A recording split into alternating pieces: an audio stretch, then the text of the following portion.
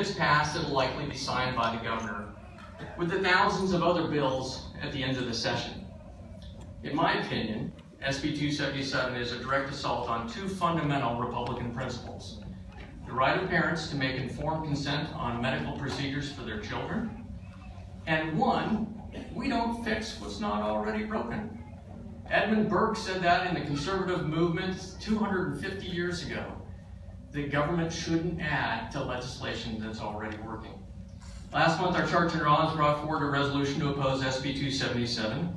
Our Resolutions Committee was unable to get a quorum before this meeting for 3 different meeting dates, but language circulated and revised several times to make sure that it's just speaking about these core issues and not the issues of vaccination, because nobody can complain about vaccinations. A copy of the proposed resolution is at each member's seat. Vaccines have been extremely beneficial for our society, and the current legislative regimen in place that requires them in circumstances to be able to enter school has been very, very effective. So why does the government need to be in this business further?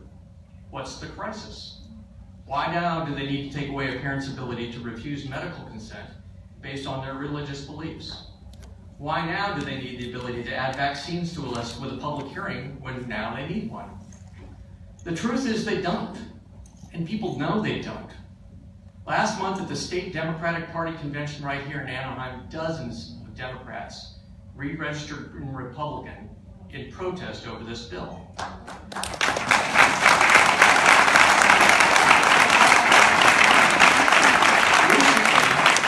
Recently, one of Assemblyman Breaux's constituents provided a signed pledge of 700 Democrats in Orange County willing to re-register just because of this one bill. There is a list right now, statewide, that is this thick of Democrats that re-registered and told the folks who are opposed to SB 277 on their website that they re-registered Republican simply because of this bill.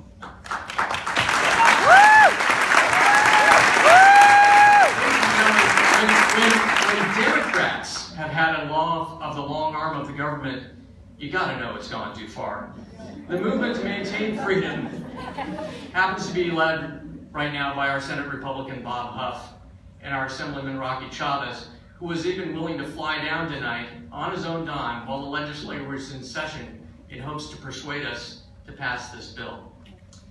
I am out of the mold of Tom Fuentes. I normally do not like resolutions. I think that they can only divide us. But there are times in party we have to do something that can strategically let people know where we stand, especially when publishing that stand can persuade some on the other side to join the ranks of Republicans.